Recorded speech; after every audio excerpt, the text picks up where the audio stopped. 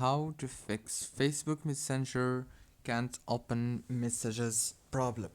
First thing, open the settings on your phone, go to the apps, open the apps, and now on this page it will start loading as you can see. Or what you want to do next is scroll until you find the messenger, click on it, click on force stop, and then click on storage, click on clear data and clear cache. Go back now, go back to the app informations and click on the power usage details, disable the power consumption alert, and then open the Play Store or the App Store if you have iPhone. Search for Messenger and update it.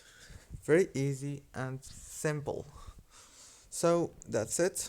Don't forget to like and subscribe. Thank you for watching.